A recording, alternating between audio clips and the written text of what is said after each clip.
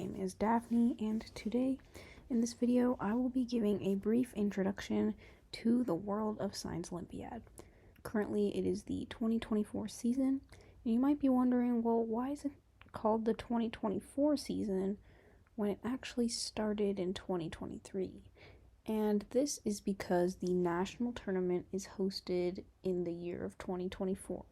So it is named after the year that the Nationals is hosted in. So this little slideshow was made by one of my teachers, and I thought it was formatted really nicely, so I would like to share it with you guys. First, to begin, what exactly is Science Olympiad?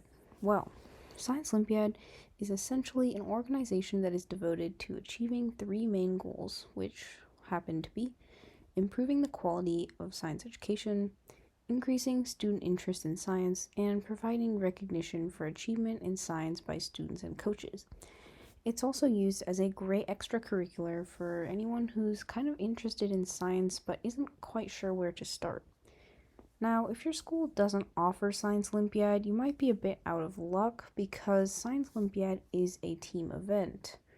But if your school does happen to have a Science Olympiad team, this video might help you get a bit of an idea of kind of what to expect, how it works. So Science Olympiad is a national event, so teams from all across the United States are preparing and studying to try to get to the nationals competition. So the format is each school is allowed to send a team of 15 students to compete in a selection of 23 different events. So there are two divisions, and the first one is the B division, which is for middle schoolers, and the second is the C division, which is for high schoolers. Now, we'll be focusing mainly on the B division today. I might post a future video about the C division, but I'm not quite sure if we're there yet. But there are 4 tournament levels, which include invitationals, which can be local or online. It varies greatly depending on which invitationals your school decides to participate in. The next level are regionals. Regionals are essentially where your state is divided into I'm not quite sure exactly how many regions, but it depends on the state. Now, I'm in the state of Missouri, so we have, I believe, 7 regions. I could be wrong, it could be 8.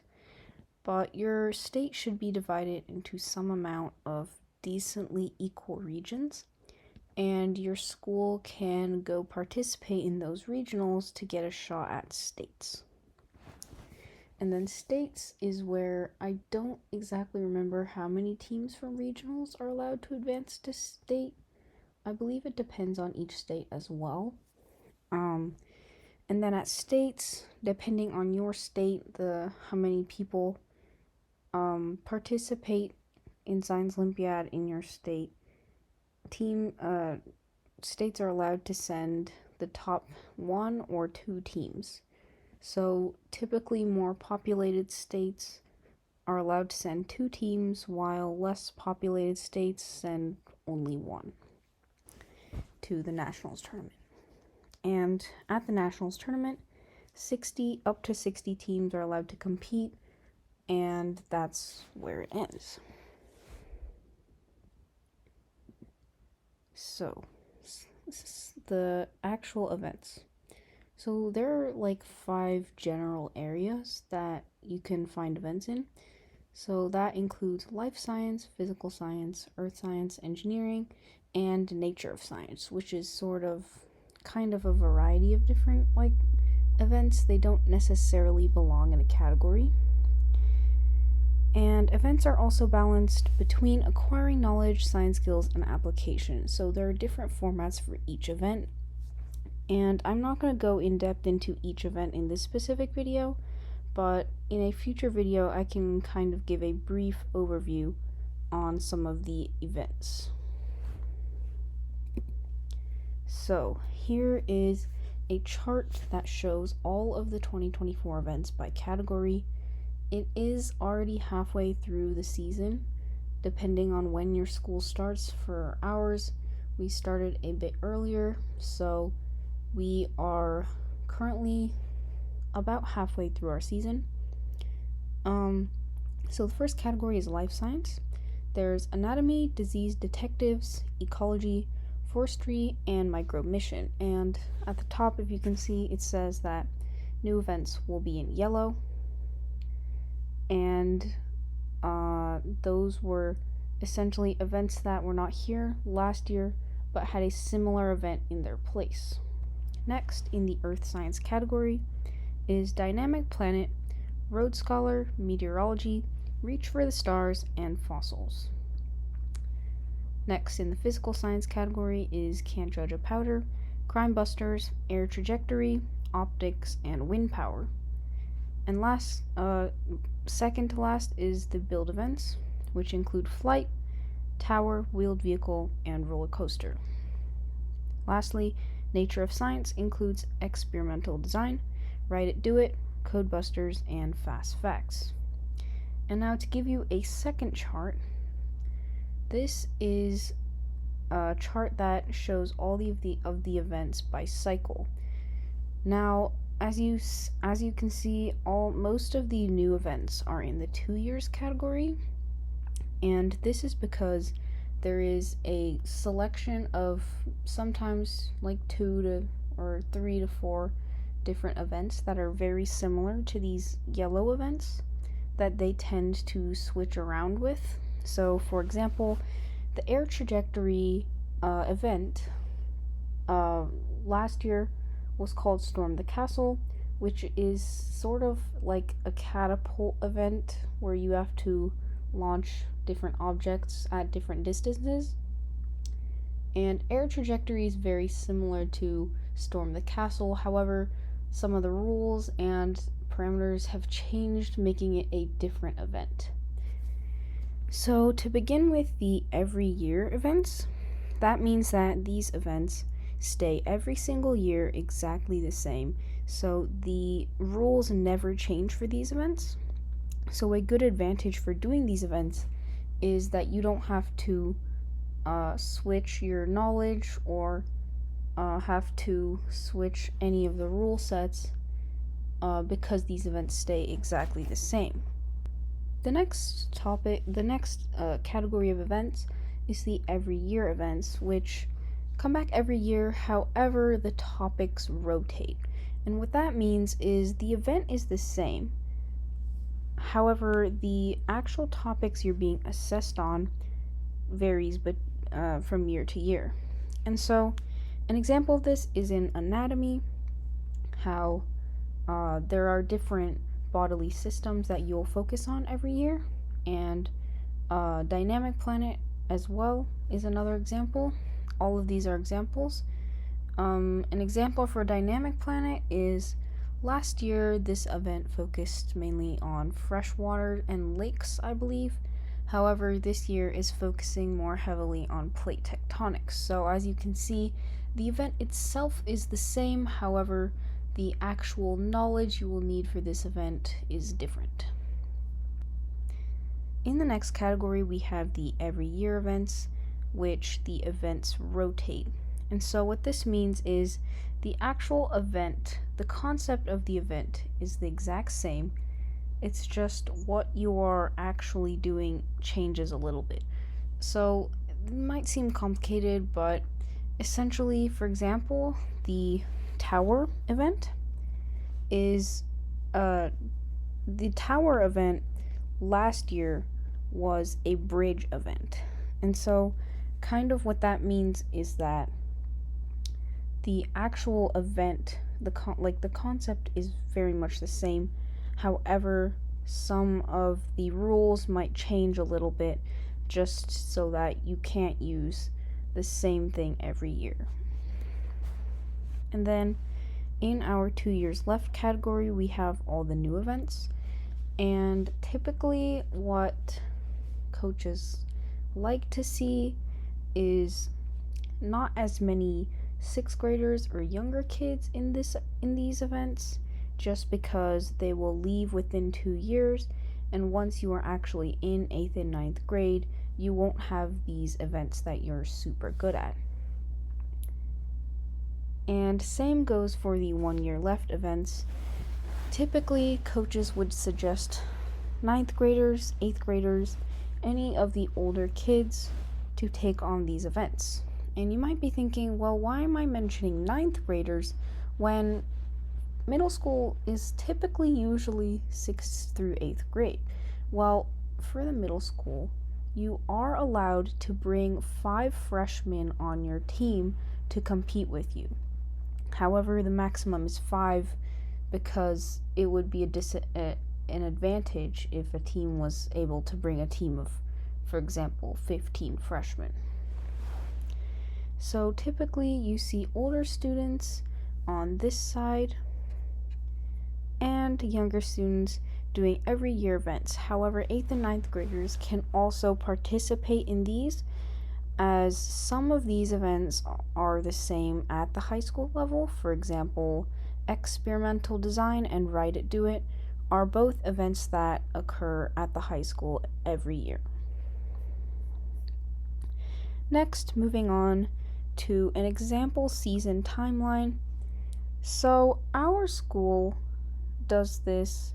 This is just an example timeline. So our school starts at around September because of some sports activities that go on typically in the beginning. And at this introductory meeting, this slideshow is shown for kids who are interested in participating but aren't quite sure yet. And they give you about a month to sort of get more familiar with the style of Science Olympiad, what events there are, and kind of which ones you want to do. And then by October, sessions typically start, and you would meet at our school, it is once a week for about an hour. And the kind of thought process behind this design is these sessions are kind of more just to check in on how your studying is going for your event, or if you're taking practice tests, how those are going. And it's usually a time for you to check in with your teachers, your coaches, just to see how you're doing and what progress you've been making. And then usually the first few invitationals, local invitationals, are around November, December. A few occur in January and sometimes February, but I believe most of them happen November, December, depending on your area.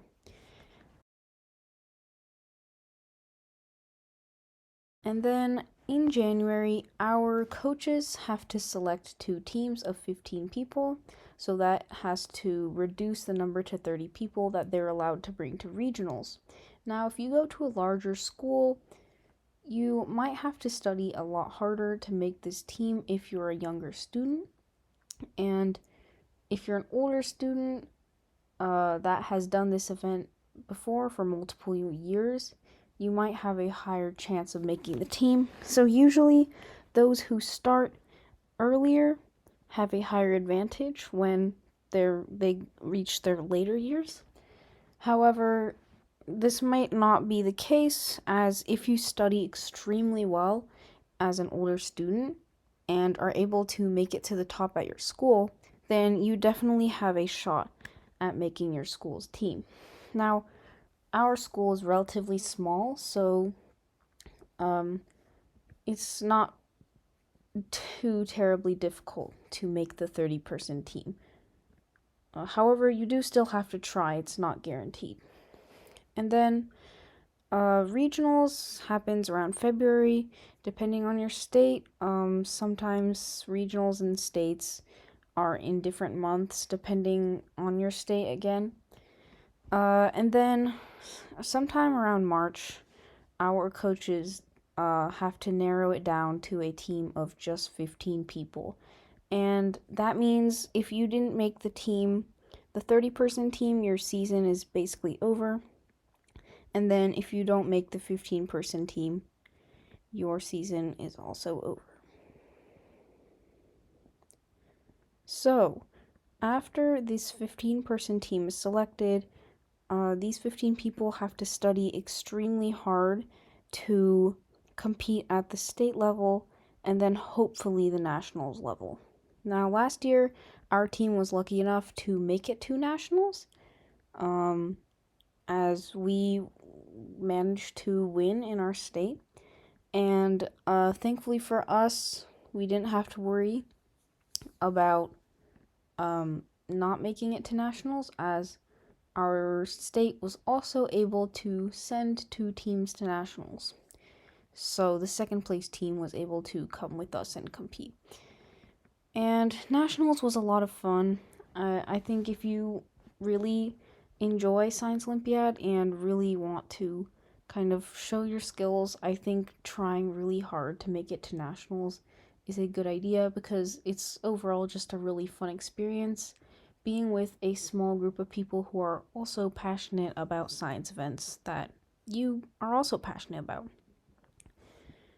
And so, next slide, kind of just an example of what our coaches look for, which I believe goes for almost all coaches. I don't know what exactly some other coaches look for. So most coaches try to look for students who do a good combination of events. So at our school, the minimum is 2, because you only get 15 people and there's 23 events. So that means you should be doing at least 2 if you want to make the 15 or 30 person team. And so also attending sessions is very important, because it gives coaches an idea of how you're doing and whether if you need assistance or not. And of course, attendance in tournaments, just to see how you actually do if you compete.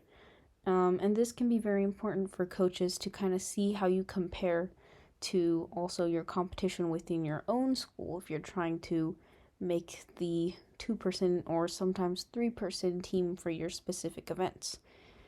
And also, of course, I just briefly mentioned performance against your own teammates and performance against other teams in your area, such as at regional, states, and invitationals. And obviously, lastly, effort, attitude, and reliability are all very important factors in making sure that you would be a good fit for possibly being chosen for your team. And then at the bottom, we have a note here which just goes for our school. It might depend on your school, but I think most schools can agree that making the team the previous year does not automatically give you a spot on the team this year.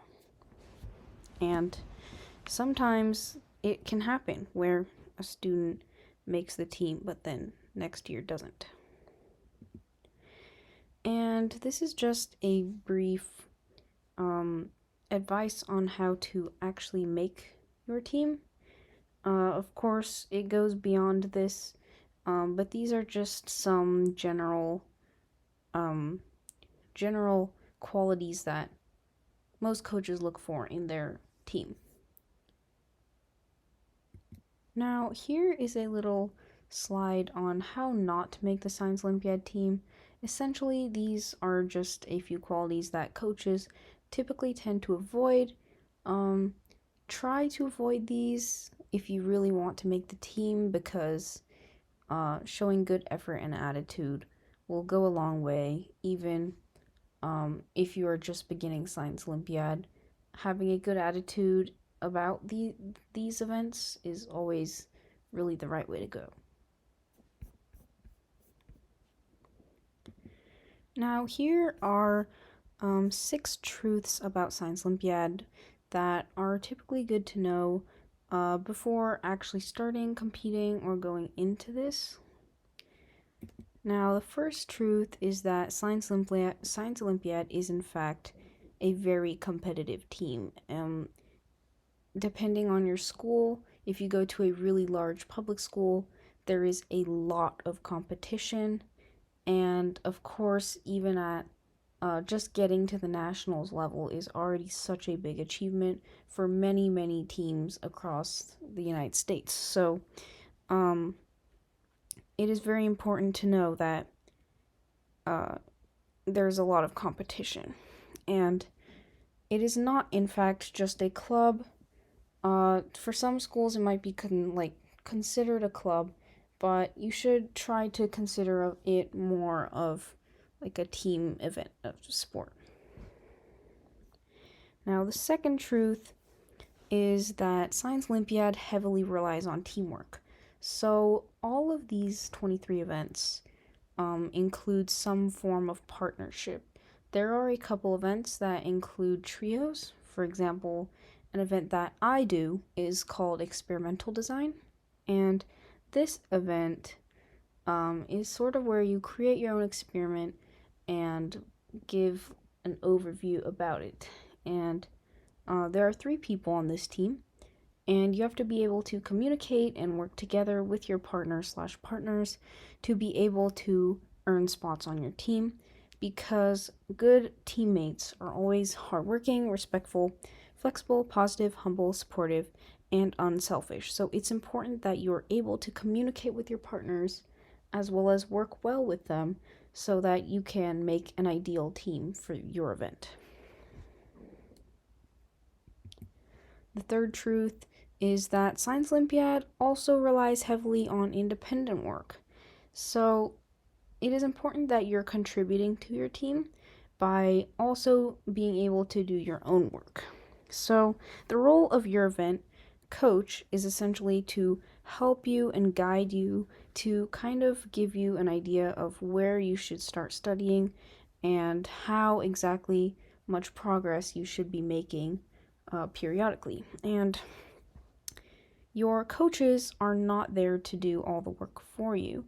And so this is why independent work is really important, because you should be able to do a lot of work yourself just to prove yourself and to show that you actually are contributing to your team. Now, the third truth is that practices and tournaments are mandatory. So it's really important that you attend your practices and your tournaments, because if you don't, it's really hard for coaches to be able to see whether you're actually making progress in your event and if you're actually contributing to any of the work that's being done in your event. And performing at tournaments is very helpful for coaches to see how you measure against your own team and other teams in the area all at the same time, which is really helpful for them to build their 30 and eventually 15-person team.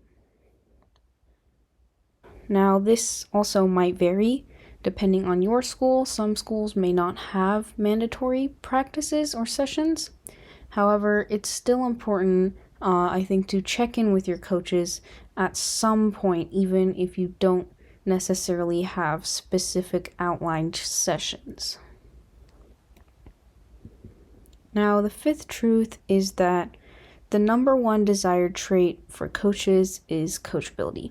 So in the end, it all comes down to being able to work well with your coaches and your team, and being open to change, positive attitude, and being able to listen to feedback in your event so that you can improve not only for yourself, but also for the benefit of your team.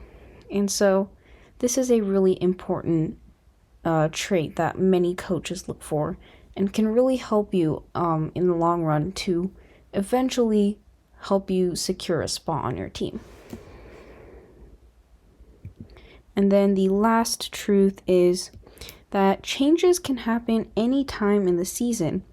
So, for example, if you're in the top 30 students and you are, for example, on your B team, it's not impossible for you to still make your A team and get on that 15-person team.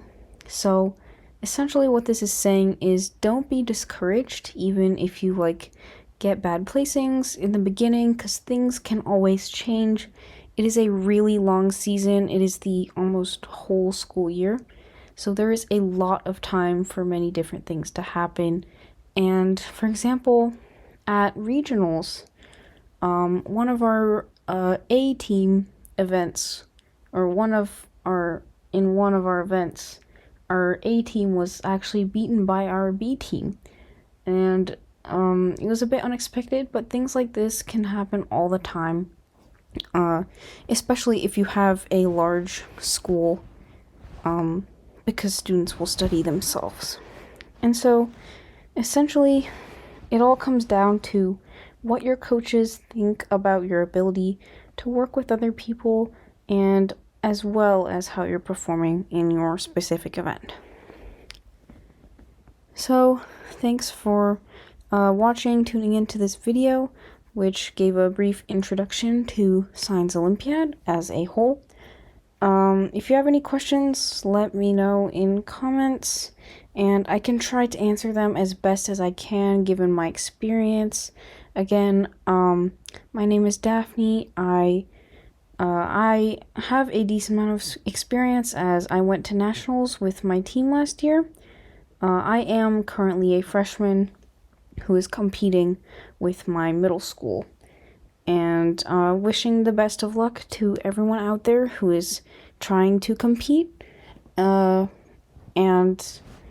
if there's anything else that I can possibly provide videos on, I will try my best, and hopefully I will release another video kind of giving a more in-depth sort of overview on each specific event. So thank you so much for watching, and I will see you next time.